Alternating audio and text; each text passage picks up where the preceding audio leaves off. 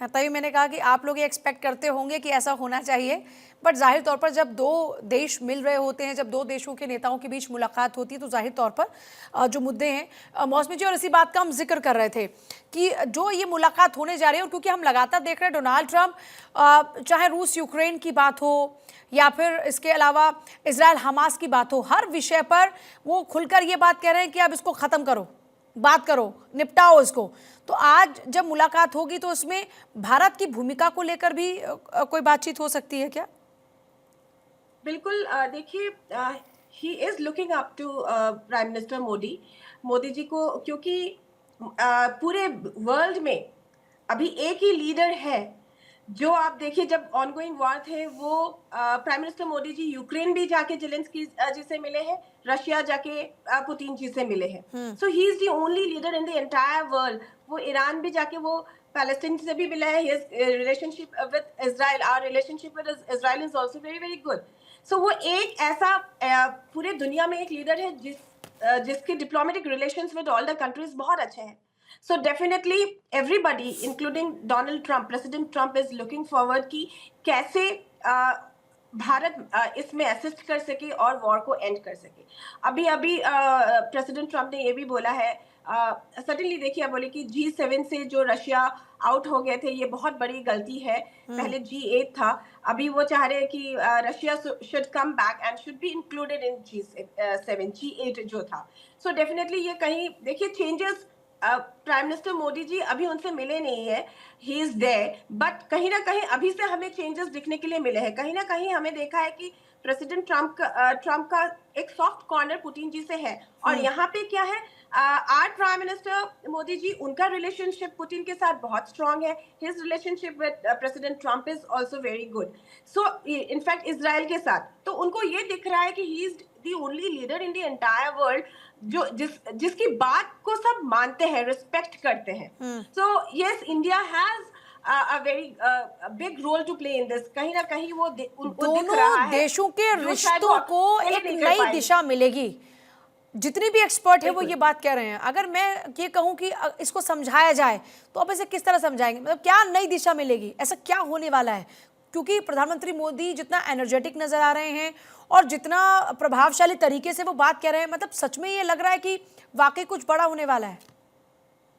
देखिए, बड़ा होने वाला है, but it is not easy. आप बोल दे कि वॉर खत्म हो, कि आगे डेफिनेटली। खत्म हो जाए या कल खत्म हो जाए, ये आसान नहीं है, क्योंकि यूक्रेन को भी समझना पड़ेगा। अब वॉर शुरू होने से पहले ही ये जो लालच जेलेंस्की को दिया गया था कि you will be the member of NATO, तभी उनको समझ में आ जाना चाहिए था। It was not easy for them to get the membership of NATO. अभी देखिए ना क्या हुआ, उन्होंने क्या किया, उन्होंने पूरा यूक्रेन को खत्म कर दिया है। यूक्रेन इज नोवेयर, उन्होंने खुद को खत्म कर दिया है। एंड उन्होंने जो स्टेप लिया वो गलत है। अभी कहाँ मेंबरशिप उनको मिल रहा है। सो आप देखिए, कहीं ना कहीं ये सब कुछ जो हो रहा है, तो वॉर एंड और आज होना इस पर बात करते भी नजर आए डोनाल्ड ट्रंप। अब से कुछ देर पहले हमने उनके रिएक्शंस भी देखे। बिल्कुल। तो अभी अभी इजराइल और हमास, कभी आप अगर बोलेंगे, आप बोलेंगे कि खत्म हो जाए, नहीं, जब तक वो खुद नहीं माने, जब तक वो अपने इजराइल हॉस्टेजेस हमास रिलीज नहीं करेंगे, I do not think war will come to an end. शुरू तो हो गया, but and suddenly, all of a sudden, it's a process.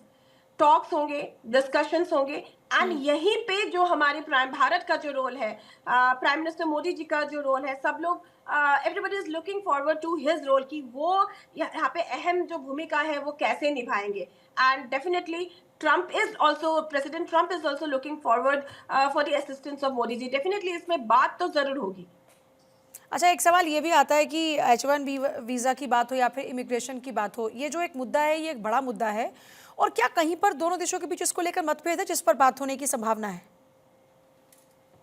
मतभेद जो भी होगा, but when they will come to the same table to talk, I think solutions तो निकलेंगे। बिकॉज प्रेसिडेंट ट्रम्प को भी पता है, इंडिया के वहाँ पे पॉपुलेशन जितने हैं, Indians actually contribute a lot to the economy of the USA. So उनको भी पता है किस तरीके से डील करना है। And Trump is not someone who doesn't know anything, he is a strategic businessman. ठीक है, वो अपने देश के लिए बहुत अच्छे से जानते हैं क्या सही है क्या गलत है। इलीगल माइग्रेशन उन्होंने पहले से भारत के लिए नहीं, उन्होंने सबके लिए बोला था, जितने भी वो है वो डिपोर्ट करेंगे, एंड उन्होंने शुरू कर दिया है। सो ये जो वीजा है वो आई थिंक जब टेबल में दोनों बैठेंगे सॉल्यूशंस जरूर निकलेंगे and Bharat is looking forward for a positive picture after this. मुझे लगता है इसका डेफिनेटली कोई सॉल्यूशन निकलेंगे because president Trump can do, क्योंकि उनके पास प्रेसिडेंशियल पावर्स है।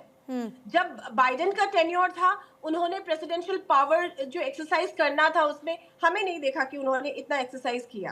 आप बांग्लादेश के इशू देख लीजिए, आप जितने भी इश्यूज में हमें बाइडेन के टेन्योर में हमें नहीं दिखा कि वो इंडिया के साथ ही Biden government did not even say a word. उन्होंने इतना मतलब we didn't say USA standing with Bharat जब बांग्लादेश में इतना एट्रोसिटीज हुआ।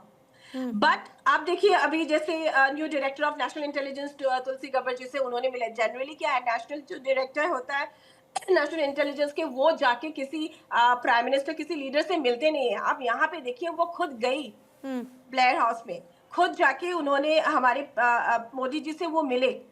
और कहीं ना कहीं देखिए this concern, she was concerned about जो भी एट्रोसिटीज हो रहे थे बांग्लादेश में। उन्होंने रेज भी किया था, उन्होंने एक्सप्रेस भी किया था कि जो हो रहा है बांग्लादेश में गलत हो रहा है। एंड लेकिन बाइडेन के वक्त हमने ऐसा कुछ नहीं सुना। एंड हमें पता है कि यूनस गवर्नमेंट, यूनस जी जो है हिलेरी क्लिंटन के कितने करीब है, क्लोज है। सो कहीं ना कहीं इस वजह से president Trump is not that fond of Yunus and Yunus government. So हमें कहीं ना कहीं हमें दिख रहा है, पॉजिटिव चीजें ही दिख रहा है कि यहाँ पे कुछ ऐसी बातें होंगे जहाँ पे शायद कुछ सॉल्यूशंस निकले और भारत के साथ अमेरिका यूएसए खड़े हो, साथ सॉल्यूशंस निकाले। सो जैसे मैंने कहा टेबल में बैठेंगे, I think there will be solutions. दोनों दोस्त मिल और रहे वैसे भी और दोनों देश। प्रधानमंत्री मोदी तो हमेशा कहते हैं कि जो भी समस्या है उसका हल टेबल पर निकलेगा। जब तक आप एक टेबल पर बैठकर बात नहीं करोगे किसी भी समस्या का सॉल्यूशन आपको मिलेगा नहीं।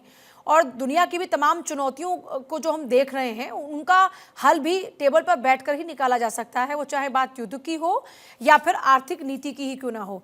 अटल जी, फिर एक सवाल ये आता है, अब क्योंकि हम जिस तरह से अभी जिक्र कर रहे थे बाइडेन का कार्यकाल और अभी डोनाल्ड ट्रंप का, तो आपसे अगर मैं पूछूं, क्या ये मानकर चले कि बाइडेन के कंपैरिजन में डोनाल्ड ट्रंप के साथ में बातचीत में एक्सपेक्टेशंस ज्यादा हैं? देखिए, ये बहुत साफ दिख रहा है कि डोनाल्ड ट्रंप की जो विदेश नीति है वो भारत की विदेश नीति से ज्यादा अलाइंड है जो बाइडेन की विदेश नीति के कंपैरिजन में। और ये मौसमी जी ने भी उदाहरण दिया बांग्लादेश का, और ये इस तरह के 2-3 और उदाहरण जो उन्होंने दिए वो सारे इस बात को दर्शाते हैं कि दोनों देशों में जो की विदेश नीति का अलाइनमेंट है वो डोनाल्ड ट्रंप के कार्यकाल में ज्यादा रहेगा भारत के लिए कंपेयर टू बाइडेन के कार्यकाल में।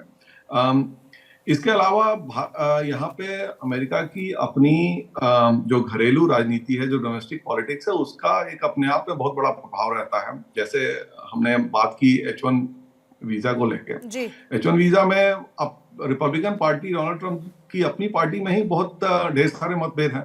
एक तरफ आप ये एलॉन मस्क और विवेक रामास्वामी की बात देखिए तो वो लोग H1B वीजा के बहुत बड़े प्रवर्तक हैं, पर दूसरी तरफ जो ब्रॉडर रिपब्लिकन पार्टी है वो बहुत ज्यादा उसमें एंटी इमिग्रेशन के तत्व हैं। तो इन दोनों को समन्वय बैठाते हुए और लेके आगे बढ़ना ये अपने आप में बहुत बड़ी चुनौती है। लेकिन ये भी संभव है कि डोनाल्ड ट्रंप ही इकलौते व्यक्तित्व हैं अमेरिका की पॉलिटिक्स में जो ऐसी तथाकथित जो क्या कहते हैं विरोधाभास होता है पॉलिसीज में, उनको साथ में लेके चलने में संभव उनके लिए ज्यादा आसान है कंपेरेटिव टू बाकी जो ट्रेडिशनल यहाँ के पॉलिटिशियंस रहे हैं। तो मुझे लगता है कि उसका भी कुछ हल निकलेगा। और साथ में जो ये विदेश नीति की बात हम लोग कर रहे थे उसमें मुझे लगता है कि कहीं ना कहीं जो नया रास्ता डोनाल्ड ट्रंप देखना चाह रहे हैं विश्व के बड़े बड़े कॉन्फ्लिक्ट्स में, उसमें भारत की जो तटस्थता की नीति है, जो भारत की नॉन अलाइन वाली जो नीति है, वो कहीं ना कहीं भारत को बहुत ही कारगर सिद्ध करता है कि वहां पे आके इन बड़े बड़े कॉन्फ्लिक्ट्स में भारत कुछ अपनी सकारात्मक और कुछ क्रिएटिव इन्फ्लुएंस इसमें कुछ दे सकता है। तो दोनों फ्रंट पे मुझे लगता है कि ये समय है हमारे लिए ज्यादा आशान्वित होने का compare to previous few years.